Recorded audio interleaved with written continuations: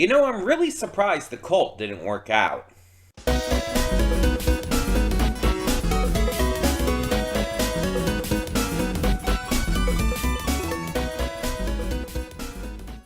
Hey everyone, welcome to Princess Gay. I'm your host Connie, and today we are here with my blog reaction to episode 7 of Lazarus. And yeah, excuse the sniffling. I mentioned this I think in a video yesterday, but the weather's been changing here in Michigan. It's been super warm lately, but then suddenly turned like a little more chilly. And so it's been messing with my sinuses and everything a little bit. Just sharp changes in the weather can do that for me. That being said, last time we had the cult that Elena used to belong to. And look, I remembered her name. I also remembered Leland's name. So I kind of remember everyone's name now, thanks to last episode. The funny thing is, I don't remember the name of the other girl. No. Hannah. I do remember her name. But we'll get to that. So, yeah, Elena had grown up as part of this cult. She left on her own at some point. And, well, we know where she is now. But along with Leland, she had to go back in order to try and see if they could find any kind of clues or whatnot to Skinner, because there was, the connections that he had with this cult and with the leader of it and all. So they went back and they ended up getting involved in this shit and almost sacrificed. That's fun. But they did manage to gain help from Hannah, who was an old friend of Elena's back when she was here, and who also wanted to get out, but never had the courage to do so on her own, and was upset at Elena for leaving without her. But they managed to get Elena to help out. She set off a smoke bomb, which alerted the rest of Lazarus to their location as well as the FBI, who were already investigating the place. But the leader and some of the members tried committing ritual suicide by burning. Shit just went crazy, yo. And so, in the end, all of our heroes survived. And from what we can tell, most of the people there survived. I think the only one we know for absolute certain that died is the leader. And the funny thing is, I don't think he died by fire, right? He died by being crushed. By the building collapsing on him. Axel had a little conversation with the AI god that was in charge of the cult, like outside of the leader himself. The AI god that they were worshipping.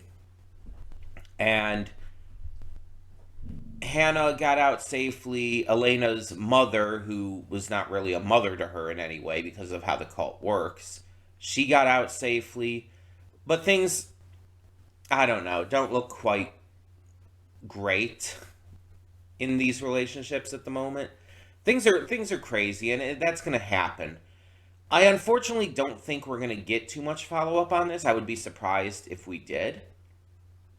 But it seems like it's just one of those things that's like a lot of these kinds of short form shows that are just giving development to our main characters, but aren't going to show up again. If they do, like, I'll be absolutely happy with that, but I just don't think they are. The only thing like that we've gotten from a previous episode that I believe will show up again is the hacker, Popcorn Wizard. I believe they'll show up again simply because they seem to be the most connected we've seen to Skinner. And it was never deconfirmed that they were working directly for Skinner. They're definitely going to return. I'm like very confident on that. But that's like the only thing that I think will. So I'm really curious to see like what else they do. Obviously, we're going to give more developments to the rest of the cast.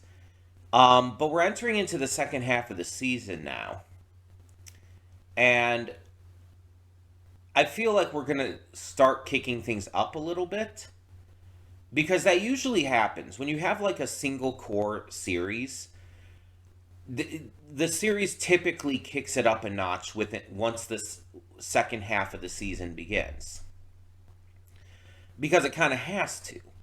The first half of the season is usually meant for, character building and starting to explain the world, or in a case of a series like this, getting the ball rolling, getting the investigations going, but not making a lot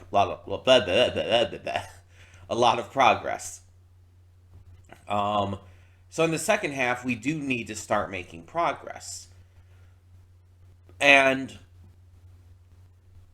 I feel like we need to start, like, having bigger things happening, generally speaking. I don't know what those could be, but I'm very excited to find out. Um, Now, I've heard some mixed things about this series. And this apparently was based off of like the earlier episodes. Apparently, there were some outlets and stuff. I think IGN was one of them. Was saying like that this wasn't that great based on the early episodes. And I mean, I don't know if IGN was also accounting for future episodes that they might have got like an early view of or something, because for some reason, like, these journalists and everything get that, which is stupid in my opinion, because it, like, I don't think these places should be able to see the movies, the shows, etc. before the general public, because all they do is intentionally skew people's perceptions of the films, which just, gives a completely biased and trustworthy view of the films when people do go see it, because they're going to be judging it already without having even seen the film yet, based on what other people say. But I'm not going to get into that entire bitch fest here right now, because I could rant about that for a long time. Point is, some of these outlets and stuff I heard were saying, like, I didn't, like, obviously go into them and read them and everything, but I heard they were saying, like, basically things like this series just doesn't live up to Shinichiro Watanabe's previous works, and citing, obviously, Cowboy Bebop is the big one, because everyone always cites Cowboy Bebop. Um, the funny thing is, for me, Cowboy Bebop is not by any means the best of Shinichiro Watanabe's works. I think Samurai Champloo and Carol and Tuesday are much better. Cowboy Bebop is good, it's just overrated. But moving on from that, I think Lazarus absolutely lives up to his previous works. In terms of the themes, the concepts, the writing, the action, the characters are all super memorable, which is definitely something he is great at. I feel like I'm going to sneeze, so just warning you ahead of time if it does happen. But it's like, this is exactly what I would expect from him. This is the kind of series I would want to see from him, and everything is lining up in terms of quality. And I couldn't be happier with how this has turned out. Because, again, I said this at like the beginning of the reactions, like episode 1 and everything. This had been in the works for years. This had been hyped up for years prior to it coming out. They had been talking about, like, oh, they're gonna Shinichiro Watanabe is working on his next anime. It's gonna be called Lazarus, and it's about this. All the stuff I mentioned, like, in the first episode, having known about it going in, was because I've known about that stuff for years. It was the basic concept given very early on. And so I've known about this, like, I want to say almost since, like, Carol and Tuesday ended. Like, it's been pretty much that long. And so I'm which was in 2019, by the way. So I'm like waiting for this and waiting for this, and then it finally comes, and it's like it is absolutely living up to all the hype, all the excitement, and again, all of his previous works, the ones that I've seen, mind you, because I haven't seen like Macross 7, and I saw one episode of the one music anime that he did. I can't think of the name right now.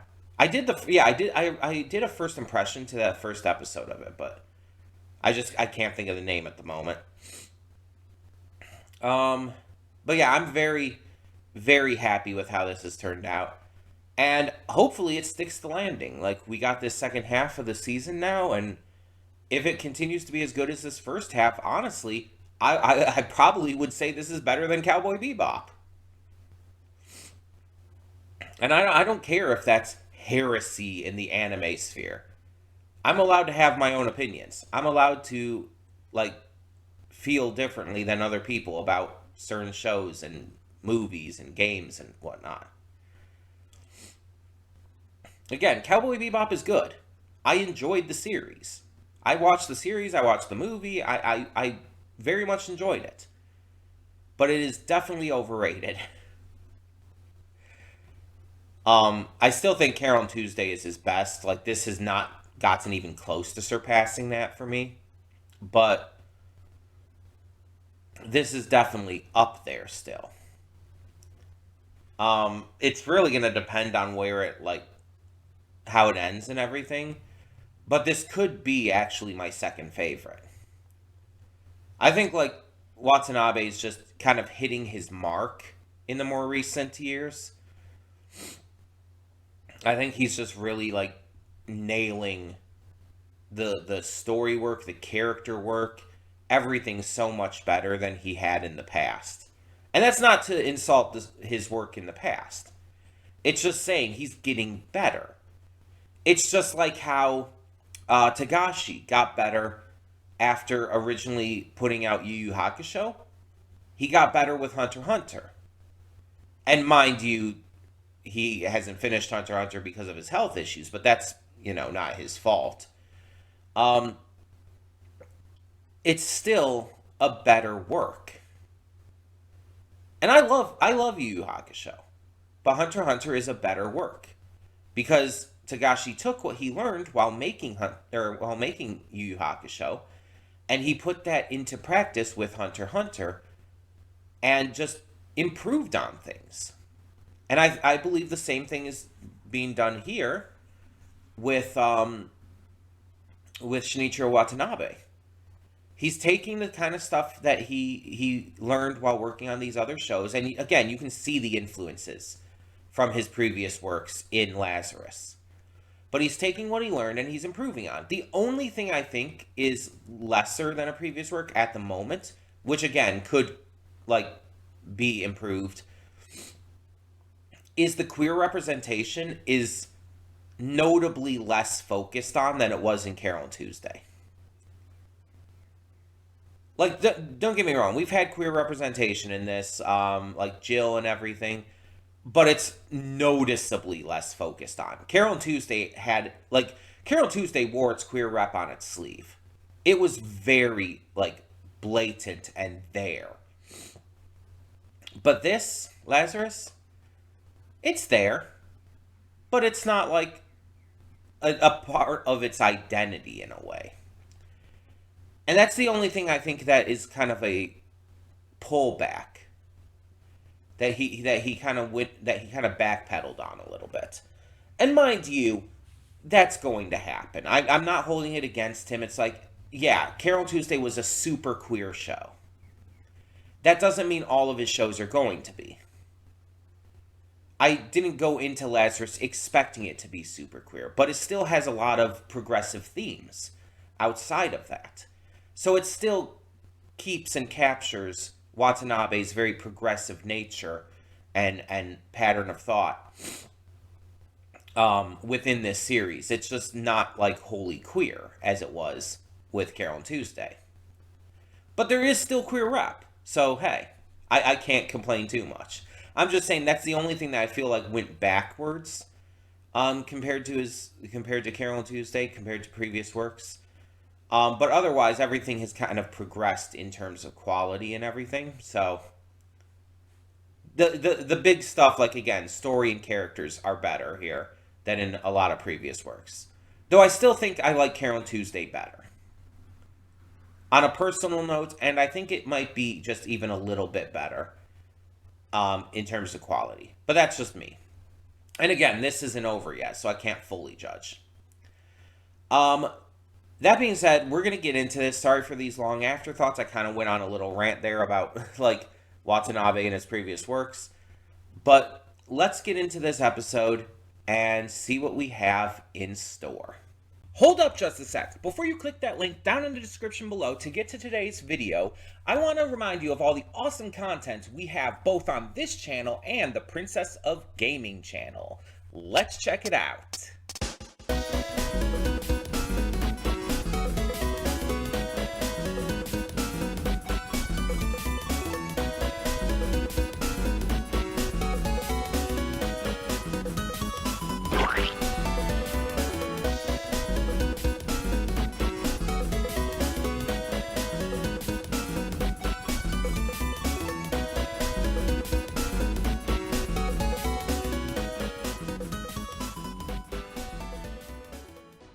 And we are back, and we'll begin with spoilers in 3, 2, 1, now.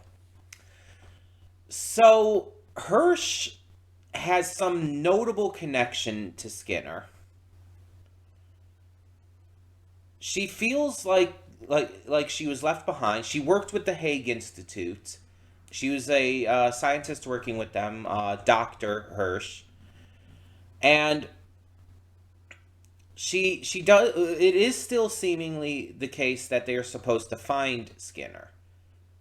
Like there was a line she said that made me think, oh, could he be dead actually already? Could he already be gone? No, he still wants to be found and everything.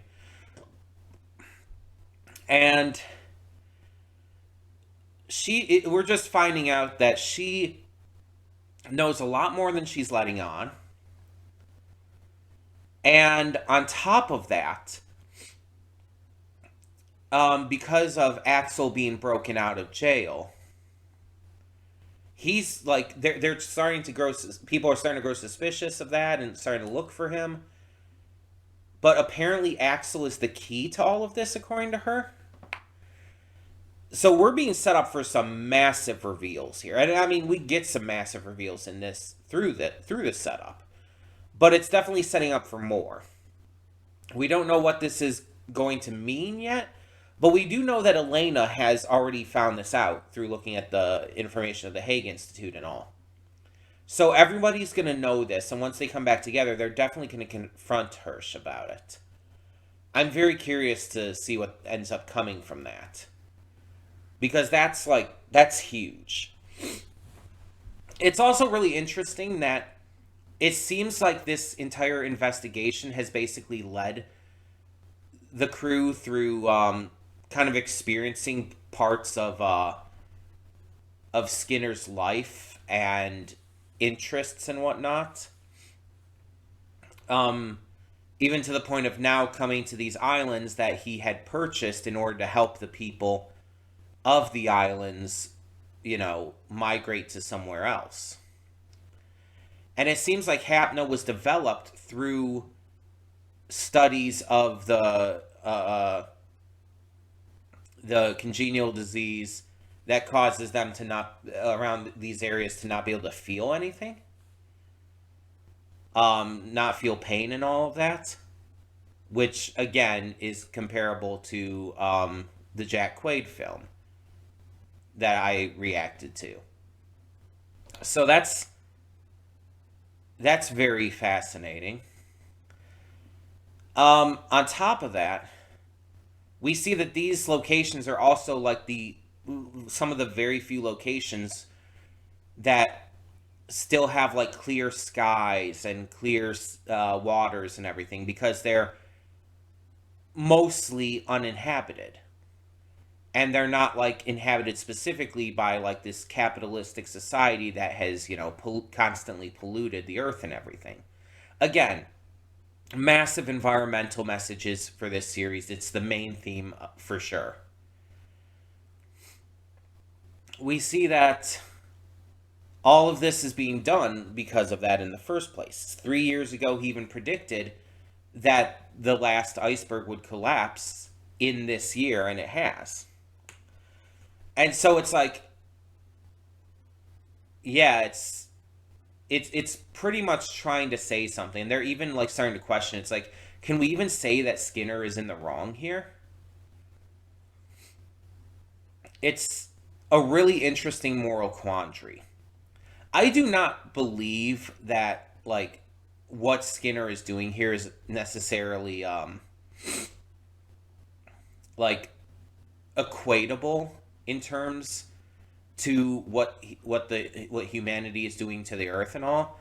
Like him, like, you know, saying he's blowing the seventh trumpet and all, which I get the metaphor going there, and I understand, like, yeah, the six other trumpets were already blown with everything happening. Yeah, I got that. But that's not an equatable punishment for something like that. To, like, get people addicted to this miracle drug that's going to end up killing them in 3 years. It's like that's not an equatable punishment for actions like that, especially since most of these people have absolutely nothing to do with the environmental shit. It's the corporations and the political leaders and whatnot. They're the ones at fault. Capitalism is at fault, not just average citizens. Why are they being punished? That see, that doesn't make sense to me. And I'm wondering if there's something else going on. There's a part of me that's been wondering if he was even telling the truth about this, but we know that a monkey who Hapno was tested on died, right? That was mentioned 2 episodes ago, I think. 2 or 3 episodes ago. And so we know that, but maybe it does that because of the like biological differences. Maybe it wouldn't do that to a human. And maybe this is all like a ruse to try and get people to get their act together. I don't know. But Hirsch is definitely saying that he wants to be found. That it does seem like he wants to be found. Meaning that if it is actually the case and people are going to die, then he wants that to be stopped.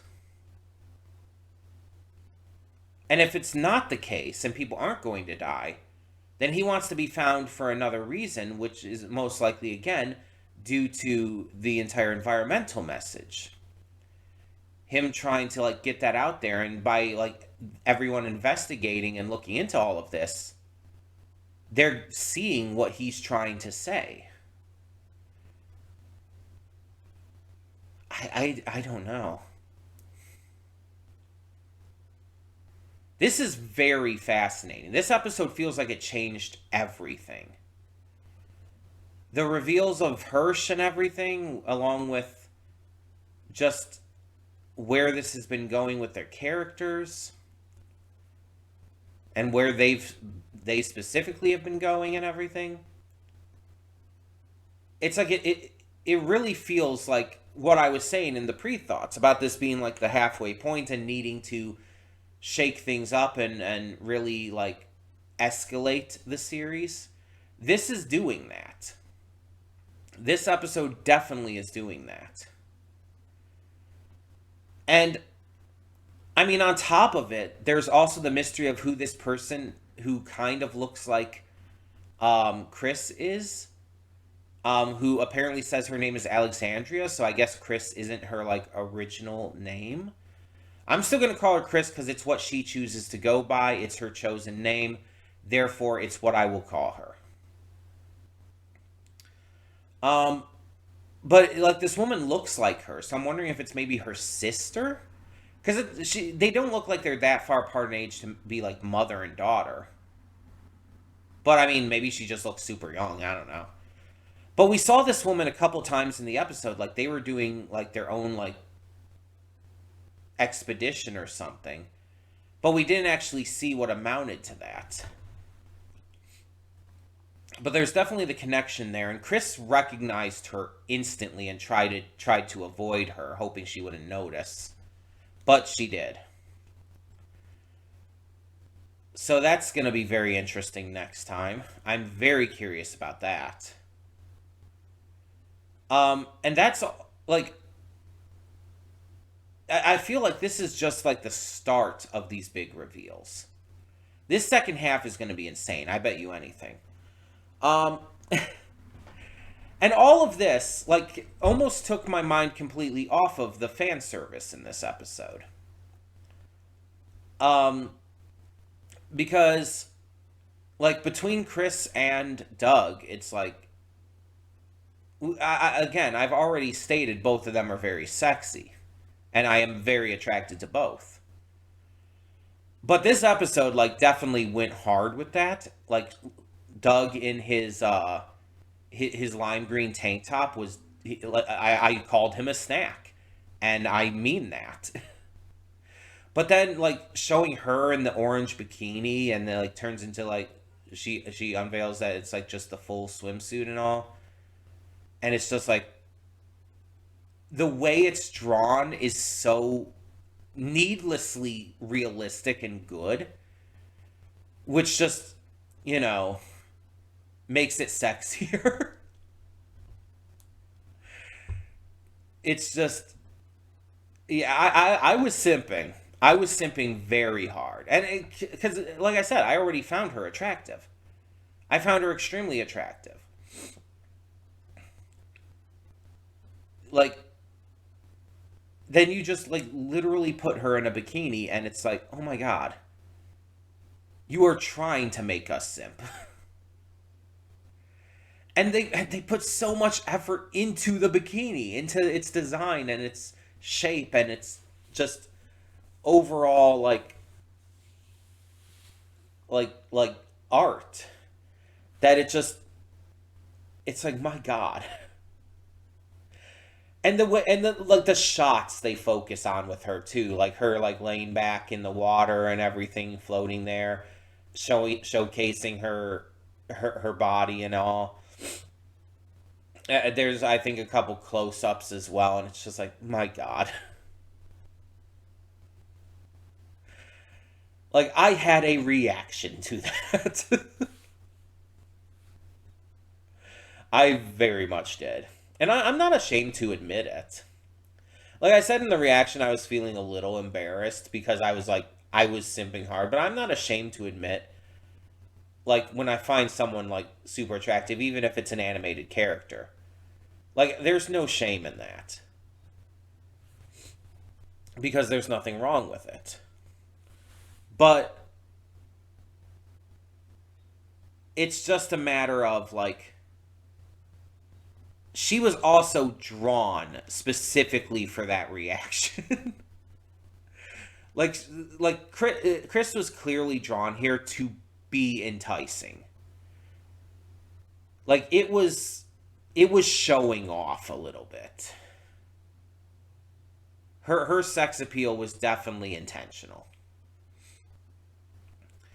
And that's why I did call it fan service specifically, because it was definitely fan service. But I've said this in other media before, but fan service is not inherently bad. It depends on how it's handled. If it serves the story and the characters, or, one or the other or whatnot, fan service can actually be really good and can actually add to things. I've mentioned before that one scene in Delicious in Dungeon, like pretty much the only fan servicey scene in that series, that shows Marcel and oh God, what is her name? Fallon. I don't know why I forgot her name for a second. But that shows like Marcel and Fallon in the bath and everything after all that happened. It's like that scene was necessary because of, what happened.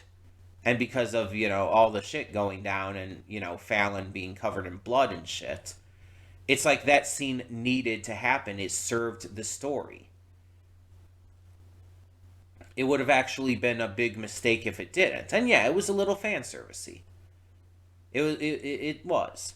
But it wasn't done in a way that was like insulting to the viewers. Um there's other anime that do that enough. But with this, I feel it was more properly done. Because it's like it serves the purpose because like, they're all going to these locations. They're all going to be diving into the water. You see like Doug in a wetsuit. You see them wearing like shorts and tank tops and stuff. It's like she's not the only one receiving fan service here. Doug receives fan service too. Even Axel to a degree. Maybe not like to the same level, like you don't see them shirtless, which I think is a missed opportunity. I would love to have seen Doug shirtless there. But still, it serves what's happening. And it doesn't feel unnatural. It doesn't feel like it's just done purely for the sake of, giving its viewers, hard-ons. If you have the body parts for that.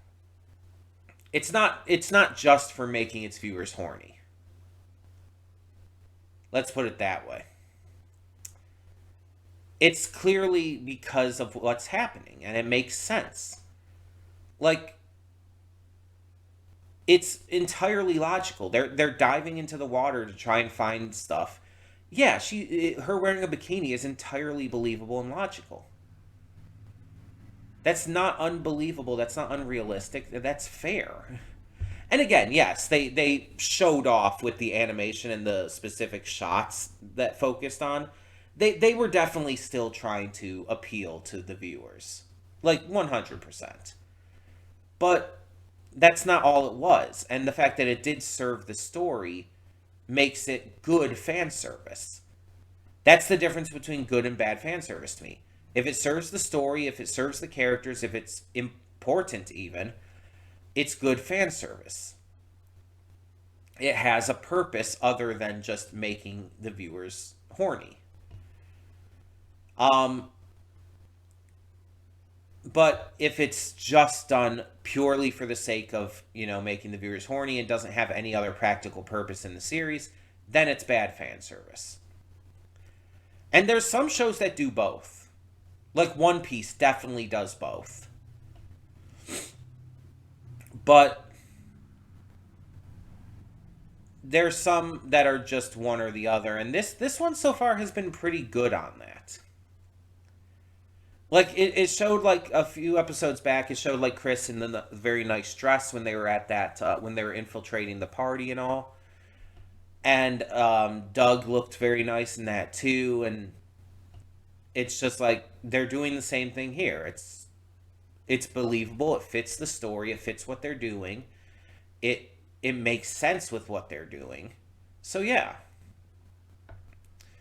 But this episode, like outside of the fan service stuff, this episode had a lot of big stuff in it. A lot of big themes to talk about, a lot of like big reveals. And I think those are only going to increase next episode. Because we're going to more than likely find out what the deal with Chris and this other woman are. We're going to find out probably more from, confronting Hirsch about all of this. Like, we're going to, like, again, this was set up. This was setting up more reveals to come. And that's very fascinating to me. This was a really fucking good episode. For multiple reasons, but especially because of the big reveals and the, like, just heightened, like, focus that it gave to the series. Like, this definitely, like, highlighted a lot of big things. And no, I'm not making a joke there. That was not a euphemism. But seriously, it's highlighting a lot of big aspects to this series and the reveals and the themes and ideas of it. And it really feels like it changed the overall tone of things. Like, this really does feel like we're going into the second half of the season. Like, when I was talking about that in the pre-thoughts, I didn't think it would be this drastic of a turn. But I'm glad it was. So, tell me in the comments below, what did you think of this episode of Lazarus? And for now, I'm Connie, and I'm signing off. See y'all next time.